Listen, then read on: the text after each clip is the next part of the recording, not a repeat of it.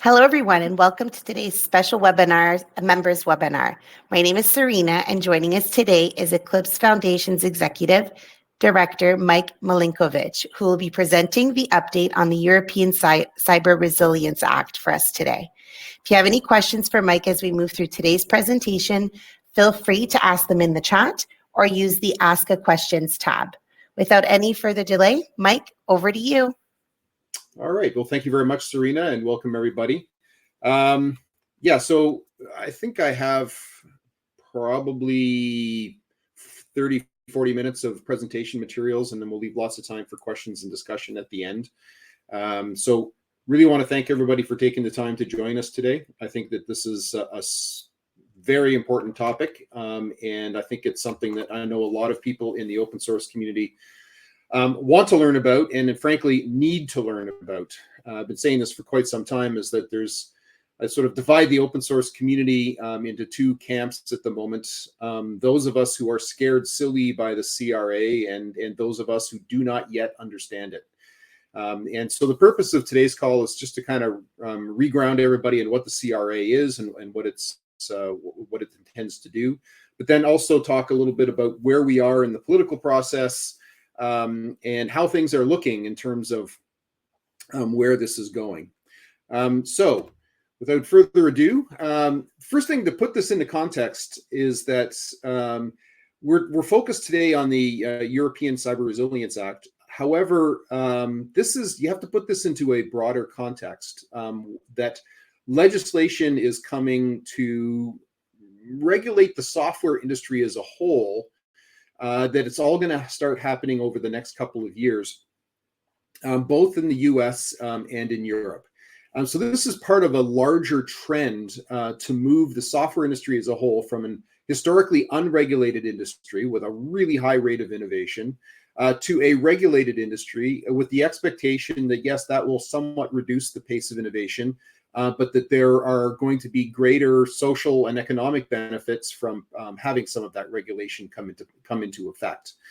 And so what is happening here in Europe, I'd say I would position as sort of the leader, in the sense that they're the first ones to really work hard on this kind of legislation. But this is certainly not going to be the only piece of legislation that's going to impact the software and technology industries. And so this is an example recently, as in a couple of months ago in March, the White House in the US published their national cybersecurity strategy. And one of the things that I found very comforting is that it had a statement in it that there will be legislation coming, there will be regulation coming. However, the burden of insecure software and it will not reside with the open source developer of a component that's integrated into a commercial product. And I think that's fundamentally, I think most people that are involved in the open source world would recognize as a fair compromise, if you will, that open source code historically has always been provided for free under clauses of no warranty and no liability.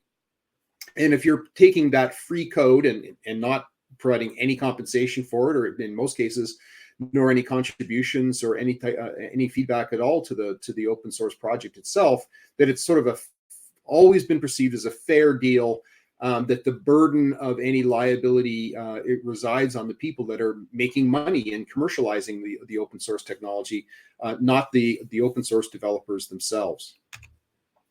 But as we'll see, the position being taken in the Cyber Resilience Act is different, and in particular, there really appears to be a very intentional and planned approach whereby open source communities, projects, foundations will be potentially within the scope of the legislation, and that, I think, is something which is very worrisome, and I think something that would, I think, I said earlier that regulation is coming and there's going to be a somewhat lower pace of innovation as a result. I think everyone can sort of wrap their minds around that. Perhaps that's a reasonable thing to do. However, this has this approach that we're seeing from some of the processes related to the CRA, I think would result in a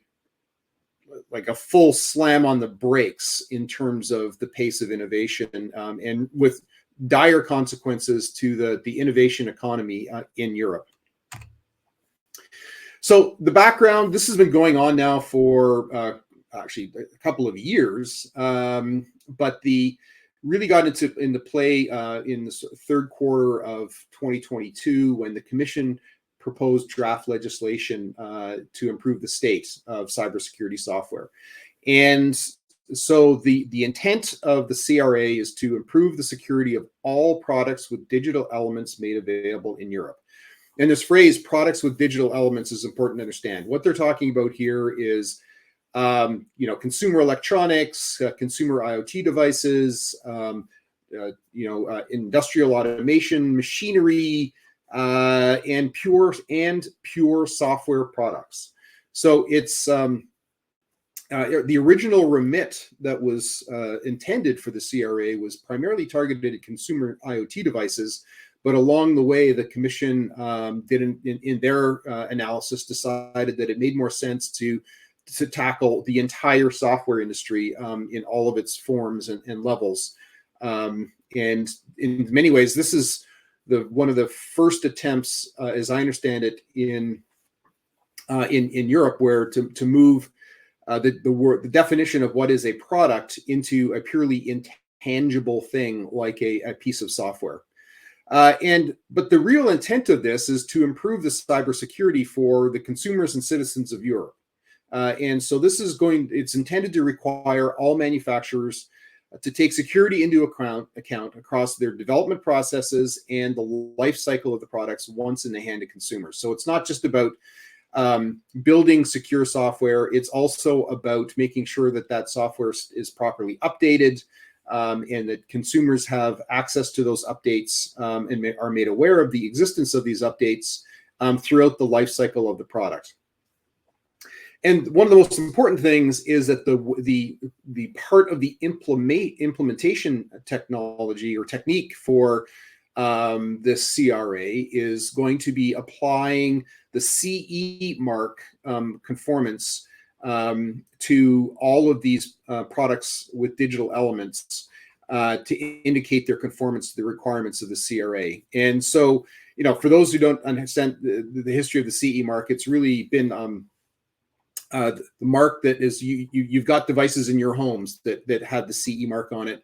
It's been historically used to regulate devices and historically always tangible products that have to require to European harmonized standards, and that could be around radio frequencies, it could be around children's toys, it's boilers.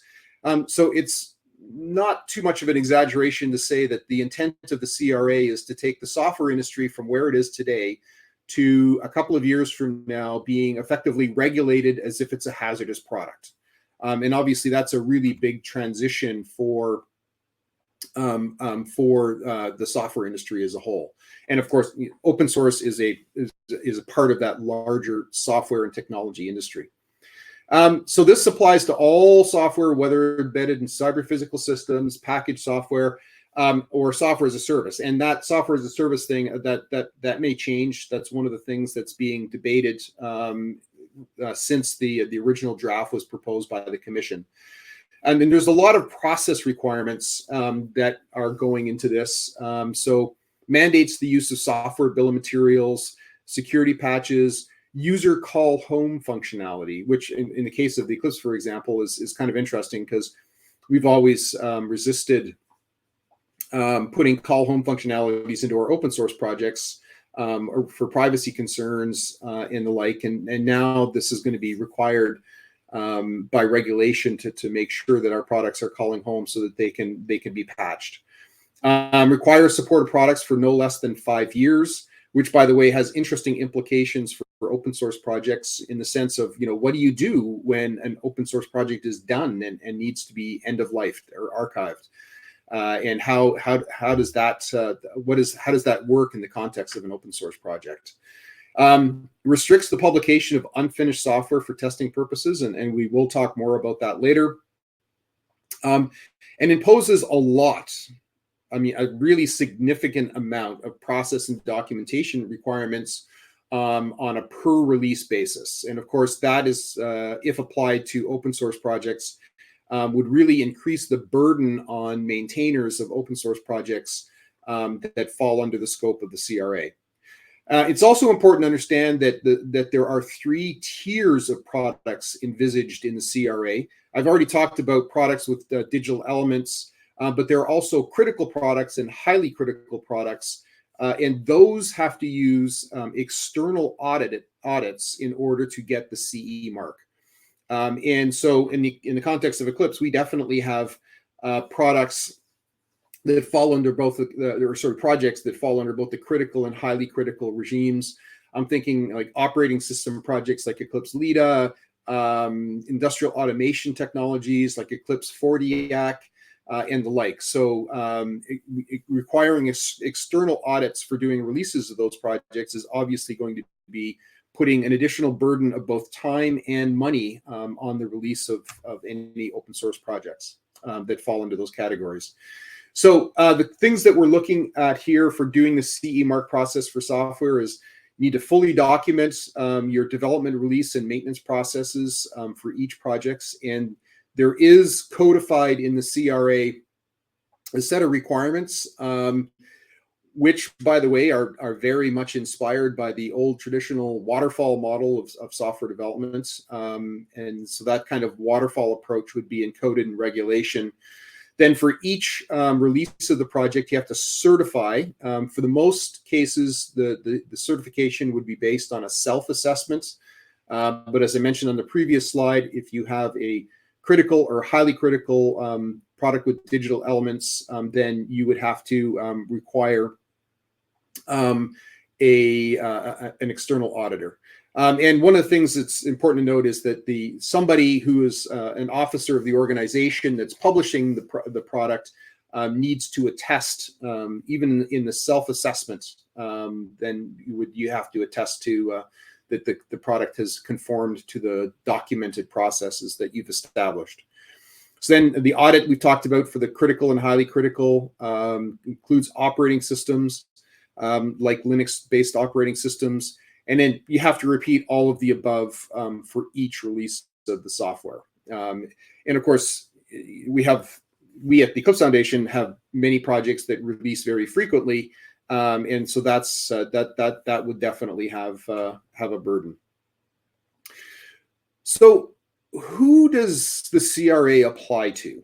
And it's important to understand that the CRA is written in a way which is explicitly and intentionally extraterritorial, in the sense that the CRA applies to is anyone making software available, i.e. downloadable, on the extended single market is required to conform with the CRA.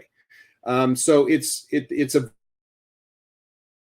of products and technologies that the CRA is applying to.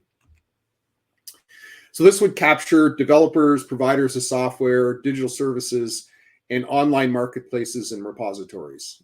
So that's the intended intended scope of the CRA.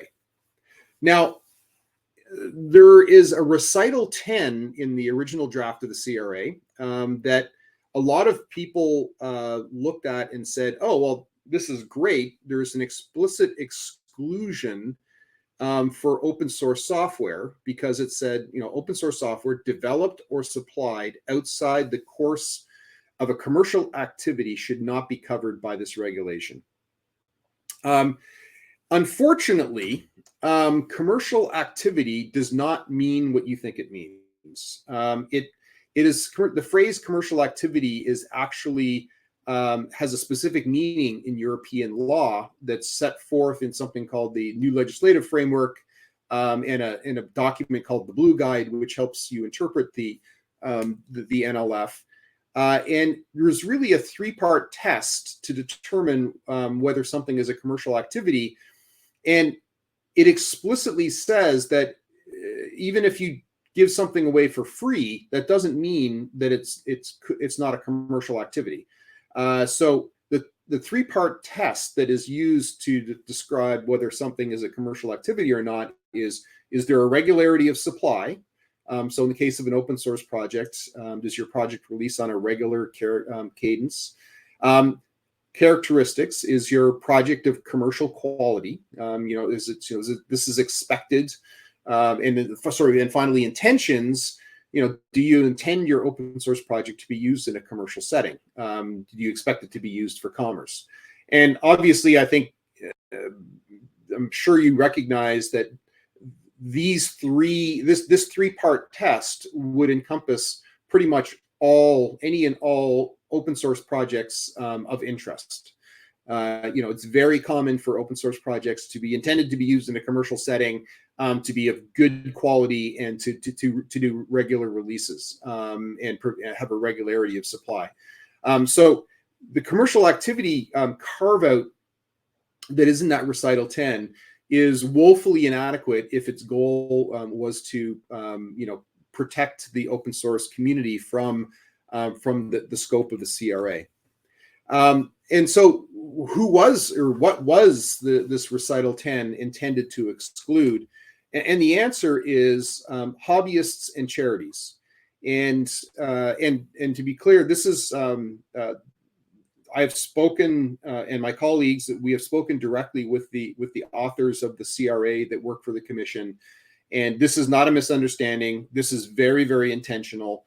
When they drafted the CRA and they drafted that recital 10, they specifically had in mind their intent was indeed to regulate open source projects and open source communities and foundations that were meeting the definition of commercial activity. So, and basically, it was very much intentional that to regulate all of the open source technologies that are being provided on a go for it basis, for use in commerce. And so that's one thing to understand is that this is very much intentional, and this is not a misunderstanding or a mistake. And in case you're wondering, what happens if you don't comply with the CRA once it's in full legal effect? And it's set out in the act itself that it's up to fines of up to 15 million euros, or if it's an undertaking, up to 2.5% of the worldwide annual turnover, whichever is higher. Obviously, 15 million euros is an eye-opening number for an open source foundation or project, or really anybody that's involved in the open source community. So it's important to understand, at least from my perspective, this is something that we take very, very seriously.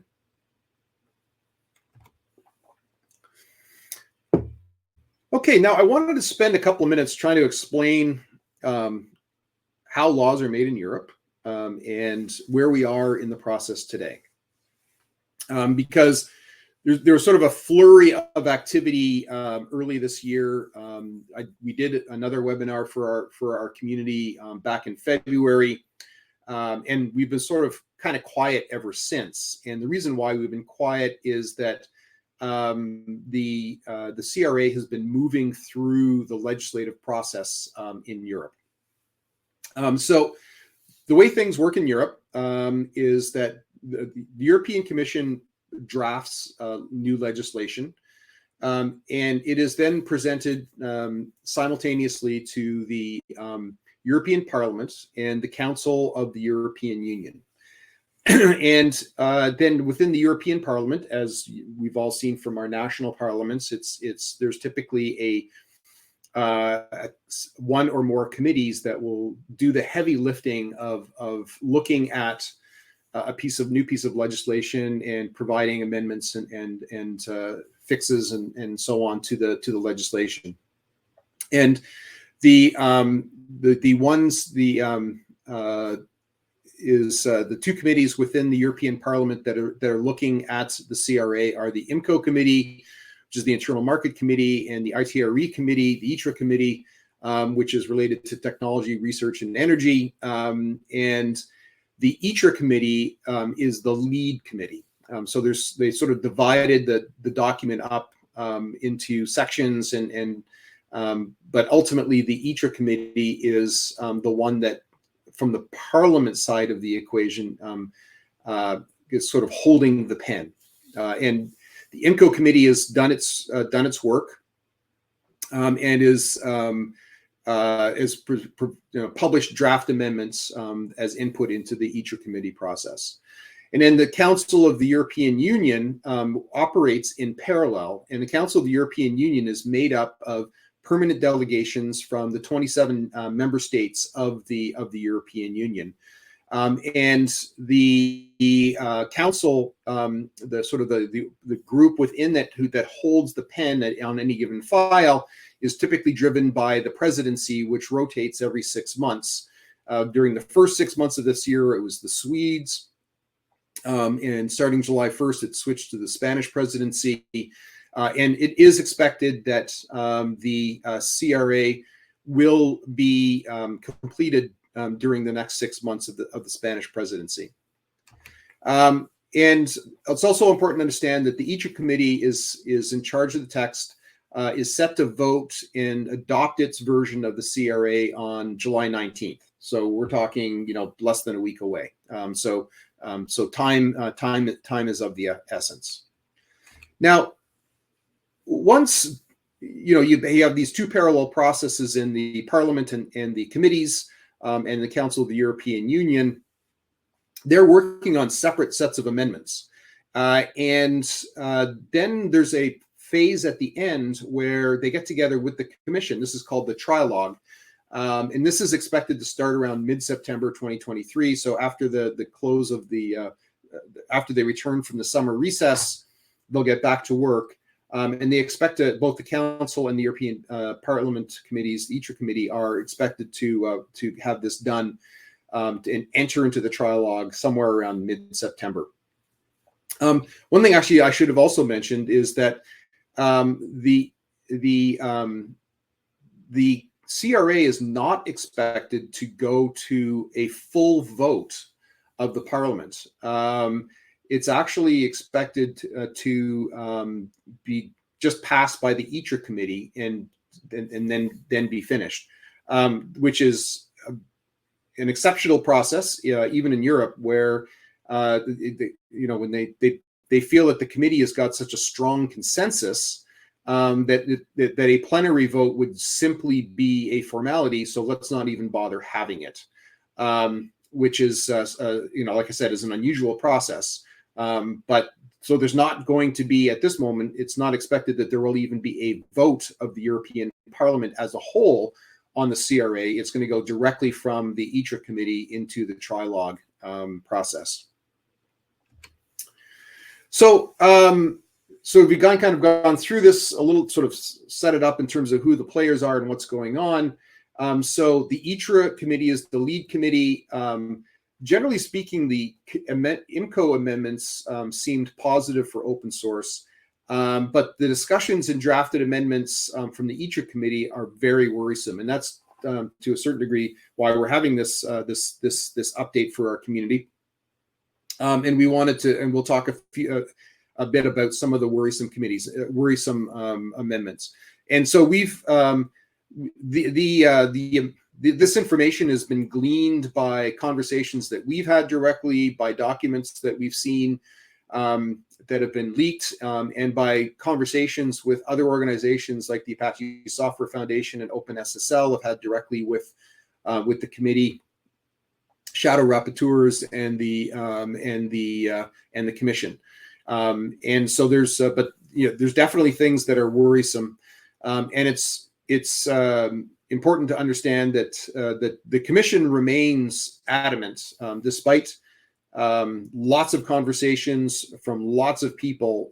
They still believe firmly that open source must be regulated. And so we've got this sort of, the Trilogue is made up of three bodies: the Commission, the Parliament, with special representation from the committees that were working on it, and the Council. And it seems like the ITRA committee and the Commission, two out of the three portions of the Trilogue, are very much in favor of regulating the open source community. So the ITRA, as I mentioned, the ITRA committee has reached this firm conclusion that most open source projects and all open source foundations should be responsible for CE mark conformance, and they mean it, and this is not a misunderstanding. Their rationale is that it's going to be really expensive to implement the CRA for small and medium enterprises, and it would really help reduce the financial burden on the European economy if the open source projects and foundations in charge of conformance would do all of the CE mark conformance work for the small and medium enterprises, rather than putting the burden of fully dealing with the conformance requirements by the SMEs. Of course, this assumes that the CE mark conformance is transitive. And it's important to understand that whenever you're talking about cybersecurity of any level, establishing the context in which you are, validating a piece of software for security is always really important. And in the intended purpose or the intended use of the software is usually a very large part of establishing the security, what you need to do about security. And just as an example, for open source, that why this poses a particular problem for open source is, of course, open source licenses have no field of use restriction. So you can't. It's very difficult to say what the intended purpose of a piece of open source software is. When you publish it, because people take your code, it's under an open source license, and they modify it and use it for all kinds of crazy things. So for example, the Eclipse IDE, which was originally developed to be a desktop developer tool, right? Technologies from the IDE have been taken out and used that we know of on testing devices on the International Space Station. It's been used for mission planning for the Mars rovers. It's been used for controlling all of the ground control systems for all of the European Space Agency's satellite control systems. So that's just one example where this assumption that CE mark conformance is transitive places a particularly heavy burden on open source projects, because it's always going to put them on the back foot in terms of trying to guess where people might use their code. So some of the problems that we wanted to highlight with the draft amendments to the CRA coming out of the ITRA committee is, the first is that any open source project which has committers who are employed by a commercial entity will be deemed to be a commercial activity. And of course, that should be pretty eye-opening to anybody who's involved in the open source world, because that will include pretty much every meaningful open source project on the planet. Whether you're talking, Linux, Kubernetes, OpenStack, Apache, web server, the Eclipse IDE, Jetty, I mean, you name it. Most meaningful open source projects have people on the project which are working for commercial companies. And this will set up some pretty perverse incentives where projects might be forced to reject people or contributions from companies that are using their software because that person or contribution is coming from a commercial entity. And let's say you have a project by somehow is actually staffed by people who are not involved with any commercial interest whatsoever.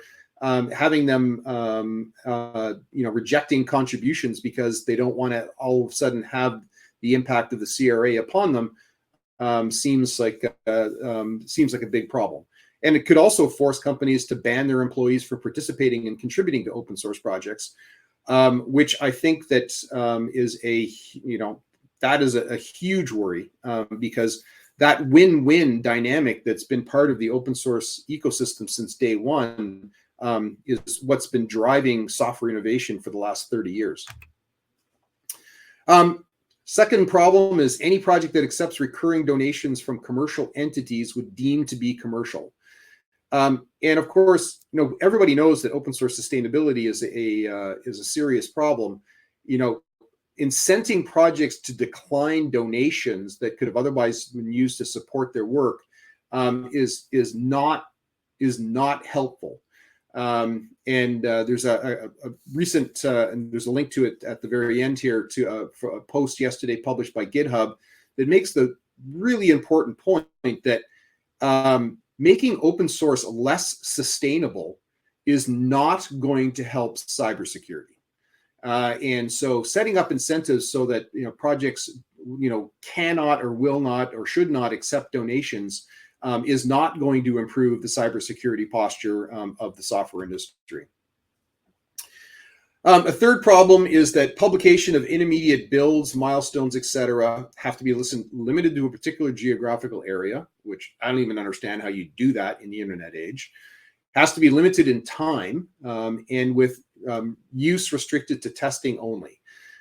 So this is the exact opposite of what have been considered best practices in open source development for at least 30 years, where integration builds are done on a continuous basis, and these builds are often made available indefinitely for regression testing purposes. And this item alone would essentially make open source development best practices prohibited in ways that I think are very, very problematic. And a fourth issue is with the EACHR text is that all exploited vulnerabilities have to be reported to ENISA within hours. And most important thing is regardless whether a fix is available. And this breaks accepted best practices for coordinated vulnerability disclosure, because in particular for unpatched vulnerabilities, typically the best practice has always been to limit disclosure to only those who can contribute to the fix, and then coordinate the disclosure of the vulnerability at the same time as the fix is available. Breaking that is counter to pretty much every definition of cybersecurity best practices that I've ever seen, and I think is a huge problem. In addition to that, creating a government-run central repository of unpatched vulnerabilities is basically painting a target for hackers go get that database, and you're going to have everything that you need. And the other thing is that if Europe does this, doesn't this set a precedent for other governments to want to do this as well? Which so then now you're reporting unpatched vulnerabilities to the US, to China, to Japan. Like, where does it stop? And I think that's creating a terrible precedent for that other governments will be incented to follow if it's established in Europe. Now, good news is that, as I mentioned earlier, there's a parallel process that's coming from the Council of the European Union, and generally speaking, there's positive news there, as the amendments that they're proposing would work. I think it's imperfect, but generally speaking, they've done a good job of making it clear that open source projects and foundations would be excluded from the definition of commercial activity for the purposes of the CRA. And so obviously, we are cautiously optimistic, but definitely concerned that the council draft amendments will prevail in the Trilogue, and that in the end, the CRA will be, in its final form, will exclude open source projects and communities. But largely, the whole point of this conversation is to raise awareness that complacency is not an option. We really need to collectively raise awareness and help make our national governments and the relevant legislators understand that is the council's viewpoint that needs to prevail in these discussions. So I want to spend a little time talking about the potential consequences, as I see it, for the CRA if it was to go ahead as originally drafted by the Commission and/or as envisaged under the EACHR committee drafts.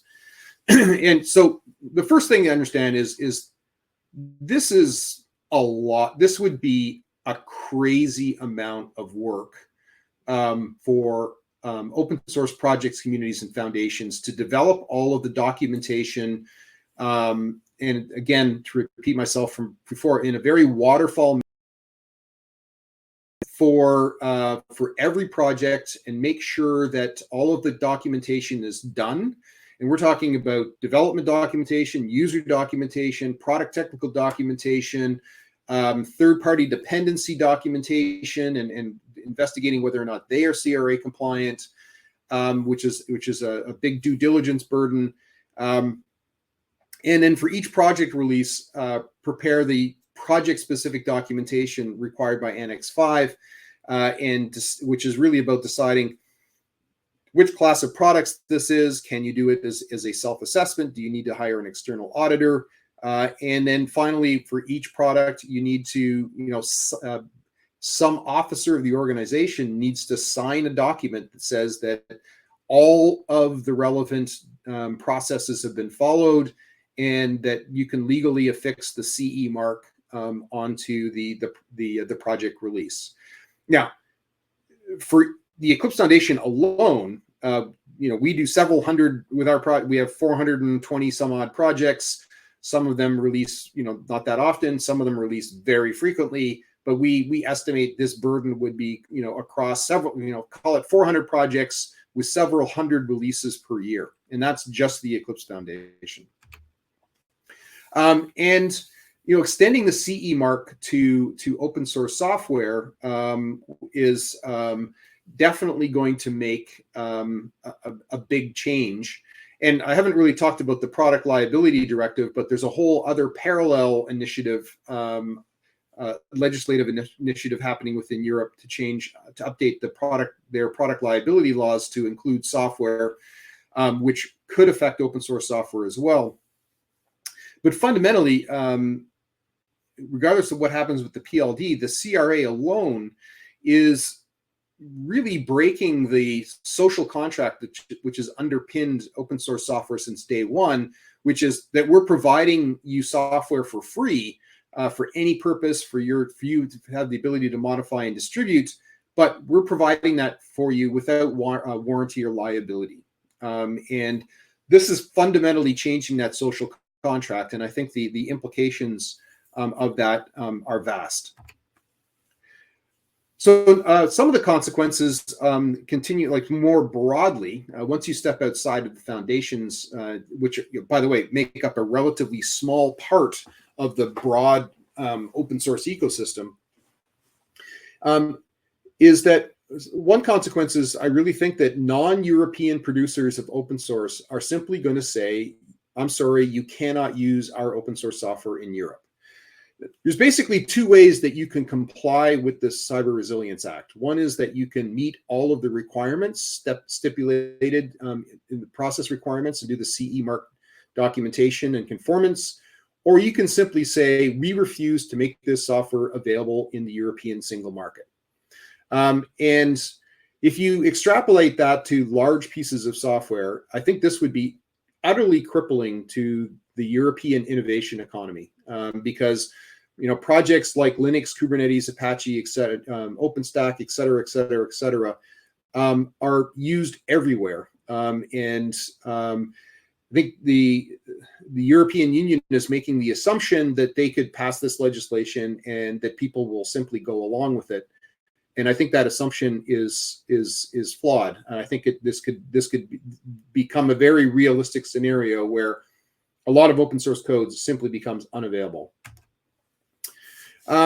European producers of open source will be at a disadvantage to their international peers. That is, I think, I hope would be fairly obvious. Organizations like the Eclipse Foundation, which is legally domiciled in Europe, will be, we don't have anywhere to go. So we're going to be forced to comply with the requirements of the CRA, and that's going to make our processes more burdensome.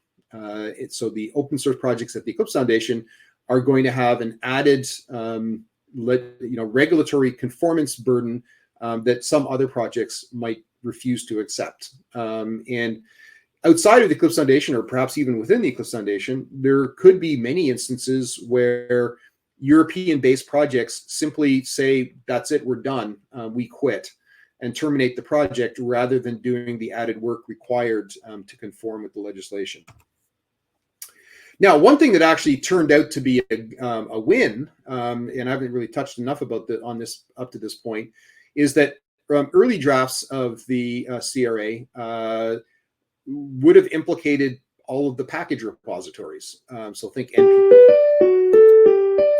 NPM, think Maven Central, think PyPy, and so on. The original drafts would have made those distributors and would have under the CRA and made them forced to comply with the CRA. It looks like all of the draft amendments are pointing in a direction where this is no longer a concern.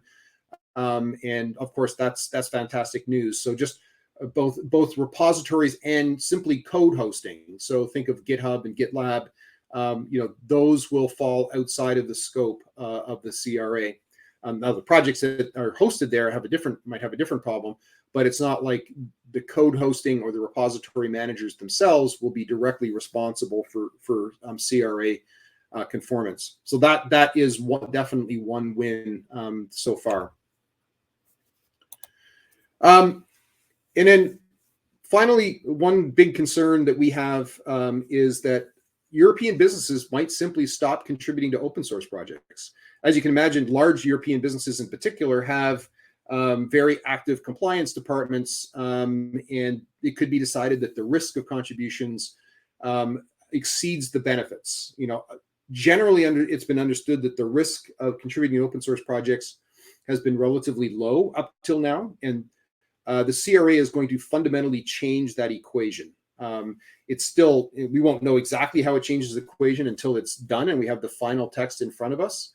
But it is certainly within the realm of possibilities that European companies could simply decide, no, I think it's just not worth it. And not only would this be extremely damaging to the innovation economy to Europe as a whole, it runs completely opposite to a number of very strategic and important European-wide strategies and initiatives around things like digital sovereignty and software-defined vehicle. Think things like Gaia-X, Catena-X, data spaces, Industry 4.0, and the like. All of those strategic initiatives, typically promoted by national governments and by the European Union itself, all of those have open source as a central part of their collaboration model and what they're trying to deliver. And all of those initiatives would be threatened by the CRA itself. So I guess it's important to ask ourselves the question, is this bad? I mean, to a certain degree, I've marveled that the software industry as a whole has been unregulated for so long. Given the importance of software, I actually think that regulating the software industry to a certain degree is at this point in history is making more and more sense. However, I think that regulating the open source community is attacking the wrong part of the value chain within the software industry or the technology industry as a whole. So fundamentally, I believe, and different people can have different opinions, but I fundamentally believe that any attempt to regulate the open source ecosystem and communities the way that I think I hopefully have explained to you in this talk, I think regulating the open source ecosystem and community is unequivocally a bad idea. This is going to harm the innovation economy on a global basis, but in particular, it's going to be an own goal on Europe's own economies and societies. And I think that this is fundamentally a bad idea, and one that I think we really need to focus on averting. So, call to action. So first and foremost, there's the multi-stakeholder conversations around the CRA and the work that's being done by the Eclipse Foundation and Apache and Python and Linux Foundation Europe and many others. The conversation is happening at Open Forum Europe. So if you want to join the conversation, the link is there. We will be making the slides available, of course, as well. I think it's important to publicly state, I mean, we need social media and other public avenues of discussion. We really need to raise awareness. As I said earlier, I divide the open source community into those who are scared silly of the CRA and those who don't understand it yet. And unfortunately, many people that are professional software, engaged in the software industry don't understand what the CRA is and how worrisome it truly should be for them. So I think we really still have to raise awareness and point that this approach is a threat to Europe's prosperity and digital sovereignty, and an attack on the open source community as a whole. I think one of the ways to do that is also directly engage with policymakers of your country, so members of the European Parliament, but in particular, it is your national governments that are going to sway the position of the permanent delegations within the Council of the European Union. And so it's really important to reach out to your national governments and make them understand that it is the Council's view that needs to prevail in the Trilogue. Because that is going to be how to best protect Europe's prosperity and Europe's economy.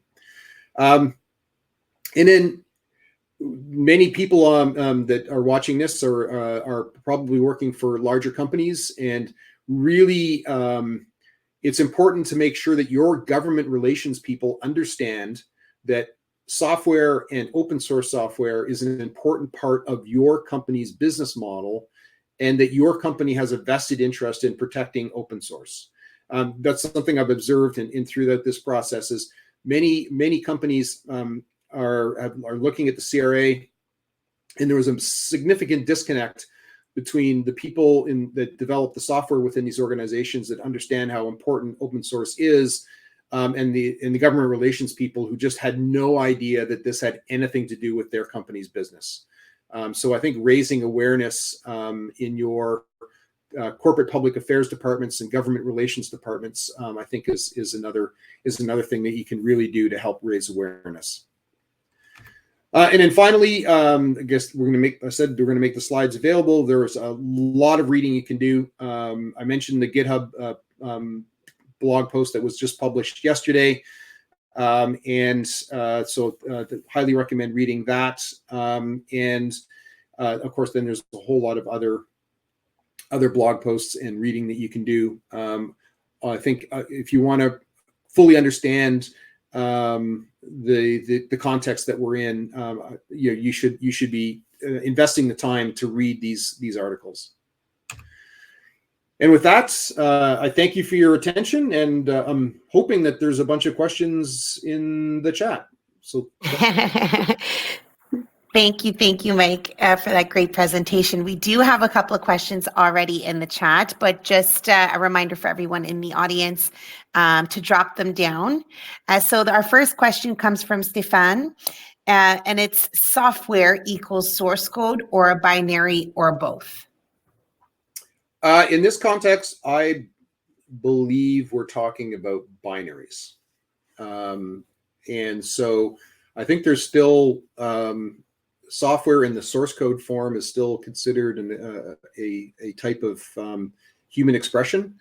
But we're talking about, I think we're talking about binaries. And so if you have an open source project, which is source code only, then it is possible that, the CRA doesn't apply to you anyways. But it's really going to depend on the exact and final wording of the text. However, if you are in the business of publishing binaries, and it could even be like jar files that you put up on Maven Central, for example, if you're in the Java world, or similar, then yes, I think that your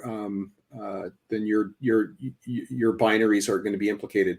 And I want to point out that pushing the entire open source ecosystem back to distributing source code only would be a major problem for innovation, because making it significantly more difficult for users and adopters to make use of your open source project would be a major blow to the adoption of open source as a whole. And he actually, Stefan, added a little bit more context. He did say here, I write code in Python. Yeah. So in this case. I saw that. So what this means for languages like Python and JavaScript and so on, where both the source code and the executable code are one and the same, I honestly, I don't think it's crystal clear. I think ultimately, congratulations, you might have to go to court someday to figure that out. And we have another question here from Martha. The call home function is on call home to the upstream project, distributors, or somewhere else?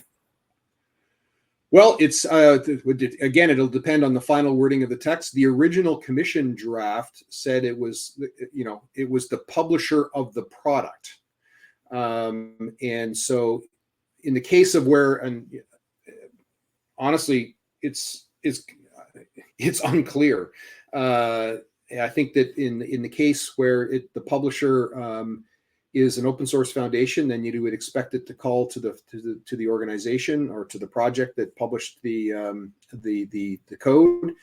If that code is then commercialized and put into a product with a company's brand on it, I would expect the call home to go to that company. How this is actually implemented in the general case on a per product basis, as anybody who's done software engineering can look at that and go, yeah, that alone would be a hard problem to solve. But it's the phrasing in the text of the act itself is the manufacturer of the product would be the one that is responsible. So it really depends on context. Gotcha. Perfect. Thank you. Another question from Stefan. No open letter to sign? Not yet. We're thinking about working on one. Obviously, the time is of the essence. And it really depends. So at this moment, trying to think about, should we try to affect the vote of the ITRA committee on the 19th, which is a few short days away? Or should we be trying to affect the outcome of the Trilogue in mid-September? These kinds of things are under active debate. I think in the meantime, if you are a citizen in Europe, you should make your concerns known by yourselves, and certainly not wait on us or anyone else to take the lead here. The Eclipse Foundation and others and our peers in the open source community are all resource constrained. So it's the best way to get the word out is an all hands on deck kind of approach rather than relying on us or anyone else. Perfect. AI will create lots of open source code. How to manage or regulate this? This comes from Tom. Frankly, I don't know. And I think of that as an orthogonal problem to be solved on a different, in a different context. I think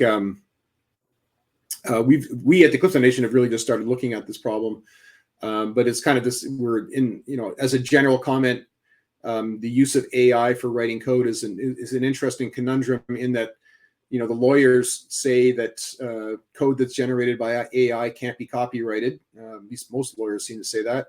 If it can't be copyrighted, then it probably can't be licensed. And open source relies on licenses. But at the same time, developers want to be as highly productive as they possibly can, so they're going to use these tools whether we want them to or not. So it's, but I do think that AI is an orthogonal problem at the moment relative to the CRA. Great. A question coming in from Roberto.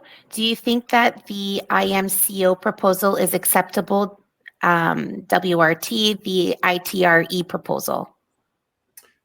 So the IMCO draft amendments that we saw around Recital 10, which are not leaks, they're published, we thought were quite favorable. But my understanding is that the ITRA owns the pen around Recital 10 and the articles that matter most for open source software development. So yes, I think the IMCO amendments were significantly better. I don't think we're going to get perfect, but they were significantly better. But I don't think they're going to be the ones that are going to be brought forward in the end by the Parliament. Perfect. Do you think the IMCO proposal is accept? Oh, so that one's done there. And then what is the exact roadmap for the CRA up to coming into effective legislation? That's a really excellent question. So thank you. I should have had that in the slide. I apologize. So that one is from Meek. Yep. The rough timetable is the Trilogue starts in mid-September. The expectation is that the legislation will become final. Of course, it's imperfect, but call it January or February 2024. And from the day that it is published in the European Journal, there's going to be some period of time. At the moment, I believe it's 2 years before compliance with the legal requirements of the CRA will go into full effect.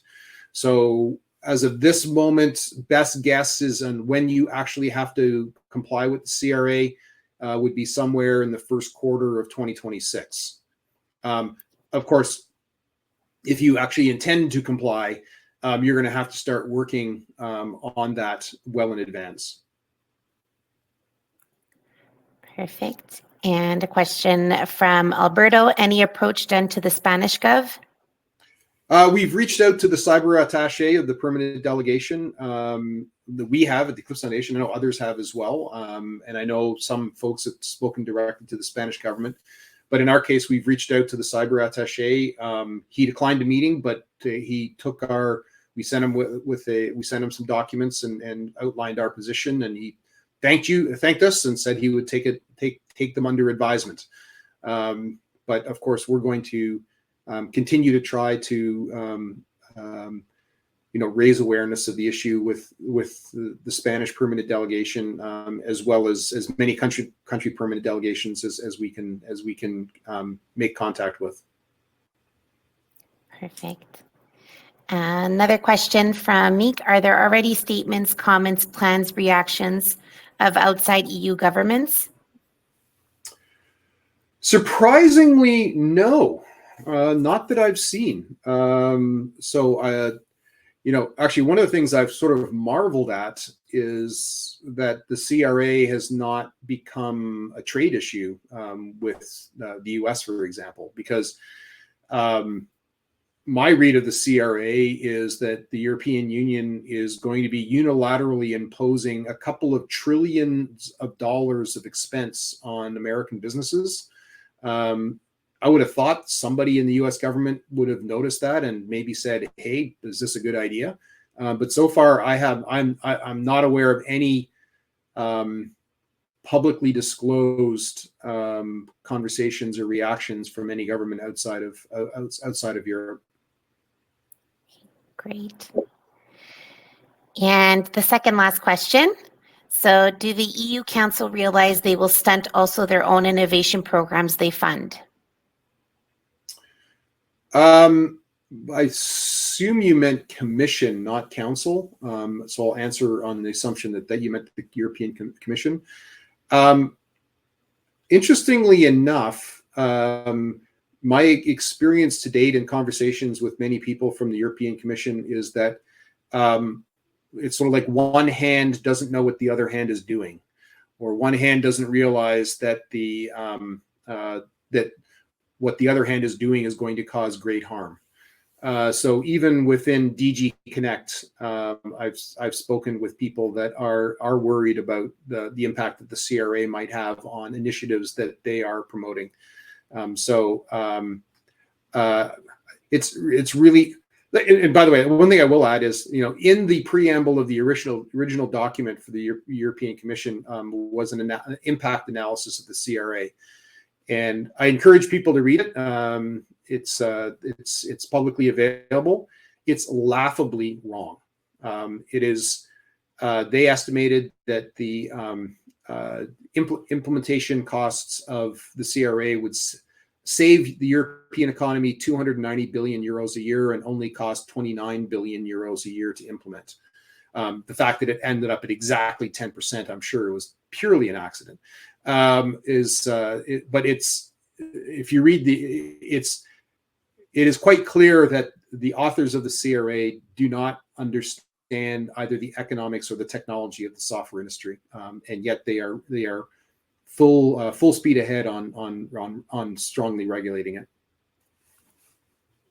Okay, and the final question that we'll take for today is from Stefano. It is not clear to me what our proposal is. Do we have amendments to propose? And he added further to it, it is our unique strategy to abort the approval process. So that's a two-part question. So we and many others have been proposing amendments throughout this whole process. So behind the scenes, the Open Forum Europe, the Eclipse Foundation, and others have been providing documents with draft amendments to everybody that we could possibly send an email to. So that has happened. The time for proposing draft amendments is over. We are now in a situation where final texts are being prepared by the ITRA committee and by the council. And those are going to be what enters the Trilogue. I think our best strategy at this point would be to the degree that it's humanly possible, see that the council's position prevails in the Trilogue. And the only thing the best way that we can do that is to make sure that the national governments within Europe understand at a grassroots level that there is an issue here that they need to wake up to and pay attention to. Because let's face it, legislators are not technical people. They look at this as, oh, we have to solve a cybersecurity problem for our consumers and our citizens. They don't understand how software works. They don't understand how the open source ecosystem works. They don't realize the harm that they are potentially causing. And I think it's up to us collectively to raise awareness on that point. Perfect. Well, thank you again, Mike, for taking the time today and the great presentation and answering everyone's questions. The audience is very happy with the outcome of this presentation, so I just want to take this opportunity to thank you again for that. Yep. We're also looking to book more Eclipse IDE webinars throughout 2023, so if you're interested in presenting, feel free to fill out the form, which I will link in the chat momentarily. And finally, if you have any feedback on the webinar talk today, we would love to hear from you. So just click on the green button that will pop up at the end of this session. So thank you again, Mike, and thank you everyone for joining us today. And you all have a wonderful day or evening or wherever you are in the world. Thank you so much, everybody. Ciao for now.